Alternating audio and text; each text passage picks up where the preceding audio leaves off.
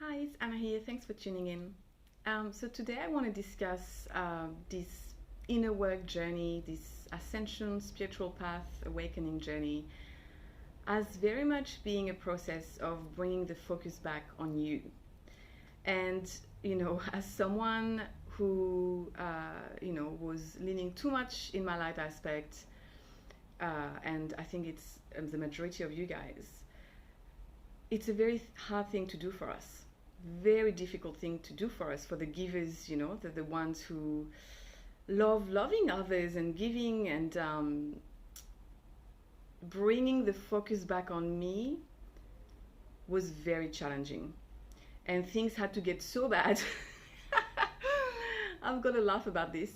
Things had to get so bad in my relationship for me to actually finally get the fact that I shouldn't be externalizing everything. I shouldn't wait for others to change. Why am I here? Who am I? What are my patterns? And spending that time by bringing the focus back on you. You basically spend a lot of time starting to observe your patterns, observe how you feel, how you react or respond to different life circumstances, and actually start getting to know your inner world. And it was very hard, something that was very hard for me to do, and I think for most givers, to the point that at some point in my life, I found it even really challenging to just spend time on my own in stillness. I had to train myself to start being able to do this. Meditation was actually paramount for me to start with, to stop the monkey mind and come back and bring the focus back on me. I had to start there. And I'm at the point now, because I've built that muscle over time, where I'm able to actually spend 2 hours in stillness in nature with zero distraction, no phone, no music, no book, nothing, just me on my own, in my own energy. But it's not something that we've been trained to do with society, right? Like, society has actually trained us to look externally, to focus ourselves, our attention on the external, to numb, to distract, right? Like, we've all done this. So it's a challenging exercise, but I think some people are better at this than others. I know that for me it was very challenging. And bringing the focus back on you is actually so empowering. The only power you truly have is your inner world. There's a lot of things you can't control. You can't control others. You can't control all the experiences that happen in your life, but you can foster an inner world that is extremely peaceful, and you can come to a place where you really enjoy being in your own company. And it's very much coming to a place of self-love, of truly loving yourself and loving spending time with yourself, and understanding that your energy, your life force energy, is your most precious commodity. And coming to a place where you attune so much to yourself and your energy that you know exactly, who to spend time around, or when to regroup and spend time on your own to recharge. You become so attuned to all this. So I'm not the kind of person who believes that tolerance is the highest value on the spiritual path. I very much believe in my body's wisdom and intelligence. And what I found on this true organic spirituality path is that you will not be able to be around toxic people any longer. So it's not, bringing the focus back on you doesn't mean that it's to come to a place where you're able to tolerate anything. Absolutely not. It's to come back to truth and to attunement and harmony on the inside and the outside. So the reason why bringing the focus back on you is paramount on this path, and the first port of call and the most empowering thing to do, is because this path is very much about the individuation process. I'm not sure if you're familiar with this term. It was coined by Carl Jung, who explained that the individuation process is this lifelong journey, which what I call inner work process, towards wholeness, of integrating the different aspects of ourselves, the conscious and the unconscious, the light and the dark, the feminine and the masculine, and what I've been calling this process of inner work, of purification and refinement process. So you come to wholeness, to being integrated within, to being attuned to your soul, and to become your true self, essentially. The true self that's underneath all the gunk, that we're releasing, right?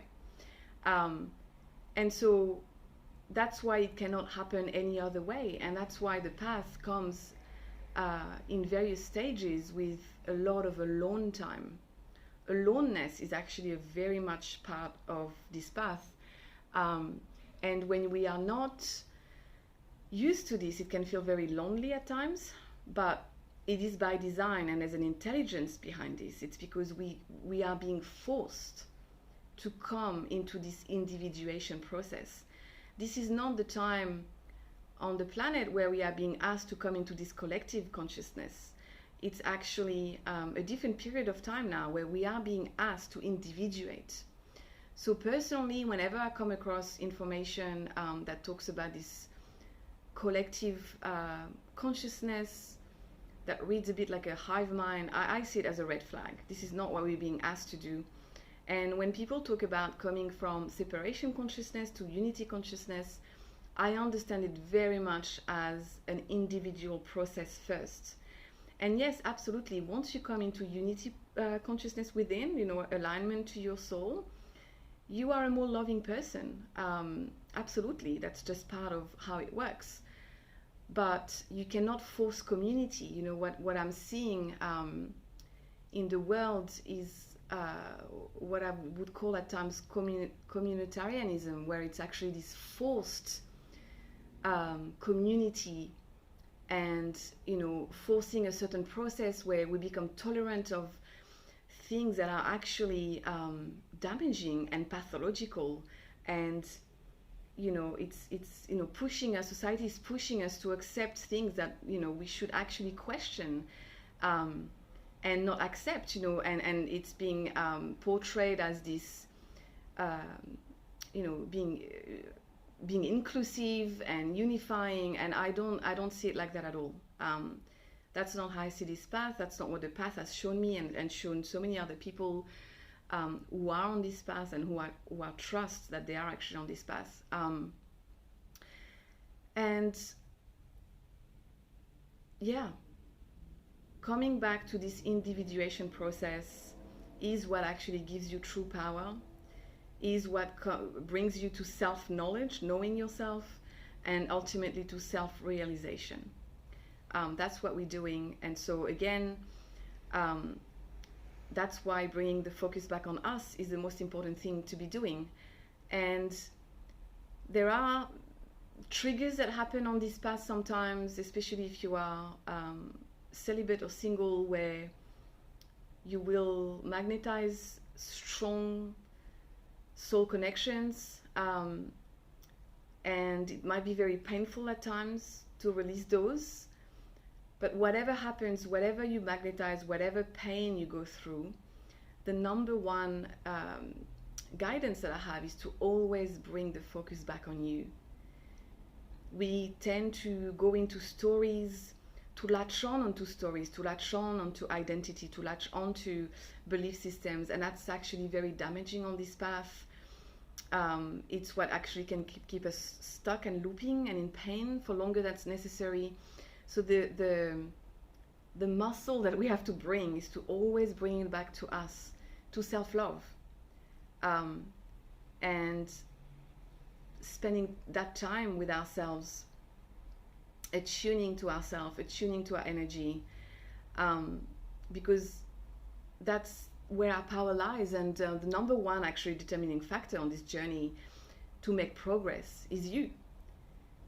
Nobody can take that power away from us. Nobody can actually take power away from us unless we let them.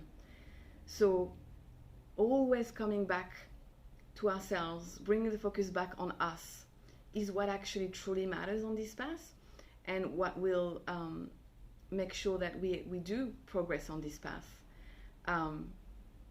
And so, obviously I do not mean, by that, I do not mean, selfishness or self-centeredness. Whenever there's something,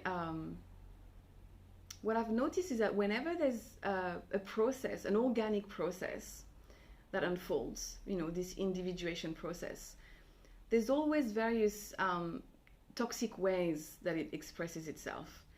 So I do not mean narcissism. I do not mean falling into spiritual narcissism. That's why I'm talking about self-love. I'm not talking about self-entitlement. I'm not talking about any of that. I just wanted to put this caveat there. I mean, I trust that the souls listening to me are old souls. They are very intelligent, emotionally intelligent, and responsible. But I just wanted to put that caveat in there because, it's true that on social media we see all sorts of things. I'm a mom of 3 kids. Of course, the focus is not solely on me, but it's a practice. If you can have any spiritual practice, is to bring the focus back on you in stillness, in nature, and try to have that practice every day. I hope this is helpful, and I'll see you next time.